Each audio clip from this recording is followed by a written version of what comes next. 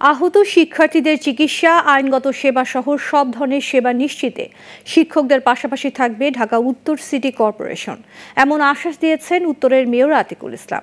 বিকেলে ঢাকা উত্তর city corporation কার্যালয়ে শিক্ষার পরিবেশ ফিরিয়ে আনতে শিক্ষকদের সাথে মতবিনিময় সভায় তিনি এ আশ্বাস দেন। এ সময় শিক্ষকরা জানান, পরিস্থিতি নিয়ন্ত্রণে শিক্ষার্থীদের সাথে নমনীয় আচরণ ও কাউন্সেলিং প্রয়োজন। আরও জানাচ্ছেন শাহরিয়ার বাঁধন। সোমবার ঢাকা উত্তর সিটি কর্পোরেশনের কার্যালয়ে শিক্ষার পরিবেশ ফিরিয়ে আনতে ডিএনসিসি আওতাধীন বিভিন্ন শিক্ষা প্রতিষ্ঠানের শিক্ষকদের সাথে মতবিনিময় সভার আয়োজন করে ঢাকা উত্তর সিটি কর্পোরেশন।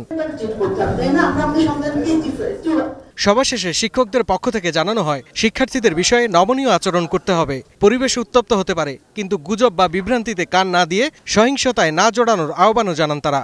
পরিবেশ উত্তপ্ত হতে পারে, কেউ যেন সেই ধরনের কোনো কিছু না করে, এমনকি আমাদের ছাত্রছাত্রীরা যেন বিভ্রান্তির কর কোনো কিছু না করে। আপনি বাসায় দেখবেন আপনার বাচ্চা রেগে গেলে আমরা অনেক সময় কী করে, আমরা উল্টাও তাদের উপর রেগে যাই। রেগে গিয়ে দেখবেন যে এন্ড অফ দ্য ডে কিন্তু খুব একটা বেনিফিট হয় না। বাট আমরা যদি তাদেরকে বুঝাই, তার রাগটাকে, যে তাদের যে অ্যাঞ্জার যেটা আছে, তাদের রাগটা, এই রাগটাকে থামানোর জন্য আমিও যদি রেগে যাই, তাহলে আমরা ভুল করব। এ সময় ঢাকা উত্তর সিটি মেয়র জানান, শিক্ষার্থী ও শিক্ষকদের মাঝে সম্পর্ক তৈরি ও সরকারের সাথে যোগাযোগ বাড়ানোর উদ্যোগ নেওয়া হয়েছে। তবে সবার আগে আহতদের সেবা ও নিহতদের পাশে দাঁড়ানো এবং মানসিক সহায়তা দেওয়াটা জরুরি। শিক্ষক, শিক্ষার্থী ও অভিভাবকদের সম্পর্ক কিভাবে বৃদ্ধি করা যায় সে ব্যাপারে আরও বেশি কাজ করার জন্য বলেছেন।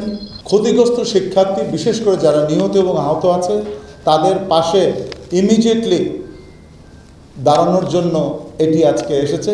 আহত শিক্ষার্থীদের চিকিৎসা, অর্থনৈতিক ও আইনগত সেবা নিশ্চিত করতে শিক্ষকদের পাশাপাশি পাশে থাকবে ঢাকা উত্তর সিটি কর্পোরেশন বলেও জানান মেয়র। তারা আহত অবস্থায় আছেন, তাদের কাছে চিকিৎসার টাকা নেই, আমরা বলেছি, মাননীয় প্রধানমন্ত্রী বলেছেন, এবং আপনারাও আমাদের কাছে চান অ্যাড্রেস দিয়ে আমরা সেটার পুরোপুরি আহত চিকিৎসাদের পাশে সিটি কর্পোরেশন থাকবে, এটি আমি বলতে চাই। শাহরিয়ার বাঁধন, গ্লোবাল টেলিভিশন, ঢাকা।